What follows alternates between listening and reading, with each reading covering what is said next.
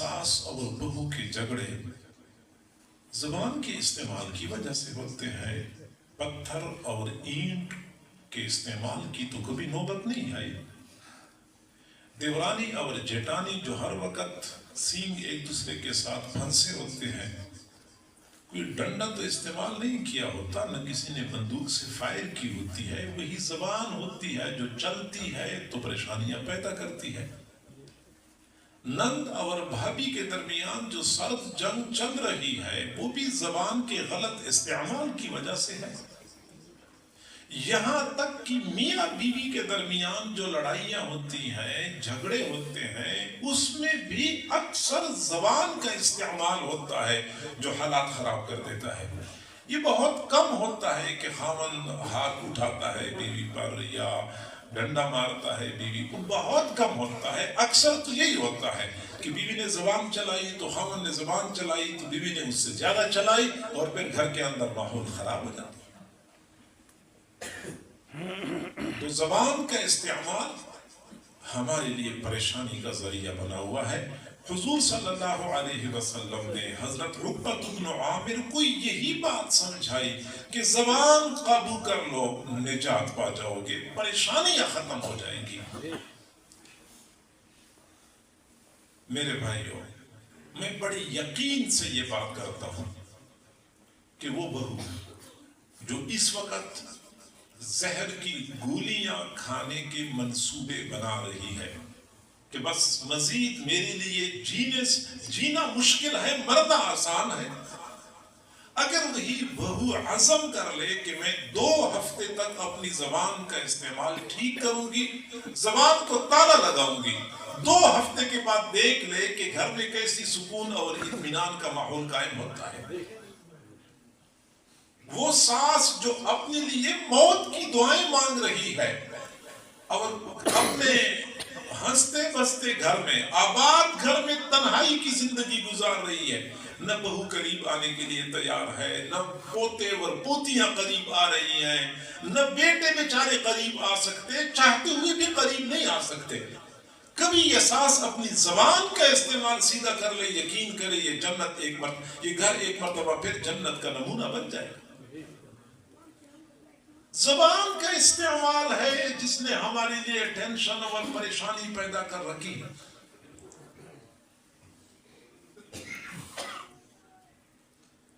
हजरत लुक़मान अलैहिस्सलाम अल्लाह के एक नेक बंदे थे, दाना और समझदार थे। उस्ताद ने हुक्म दिया कि ये बकरी ले जाओ,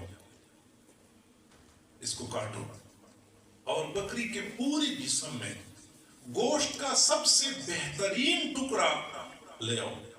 वो चले गए और जबान काट के ले आए, बकरी की पेश कर दी कि ये बेहतरीन टुकड़ा है।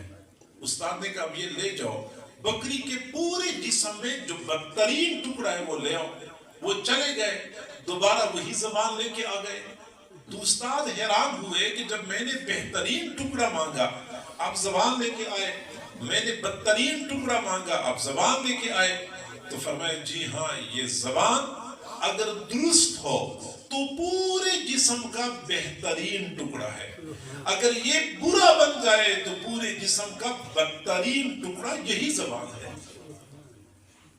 और जब ये जबान फंसती है तो पूरा जिस्म फंसता है, जिस्म के सारे आज़ा मुसीबत से और मुश्किलात से दो चार हो जाते हैं। और सिर्फ ये नहीं कि दुनिया में ये जबान बंदे के लिए परेशानियां पैदा करती है, बल्कि आखिरत में भी इसी जबान की वजह से लोग तबाह बर्बाद होंगे।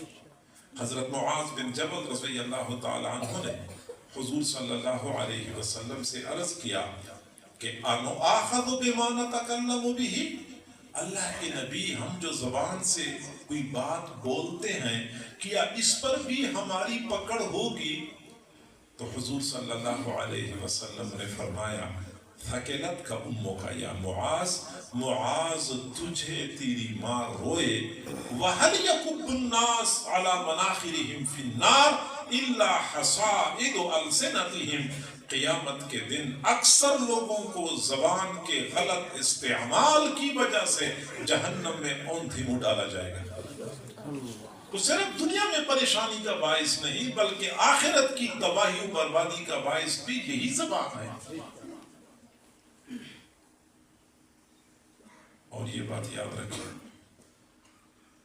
اگر زبان کے استعمال میں احتیاط نہیں تو یہ راتوں کی عبادات اور دن کے روزے ہماری نجات کا ذریعہ نہیں بن سکتے.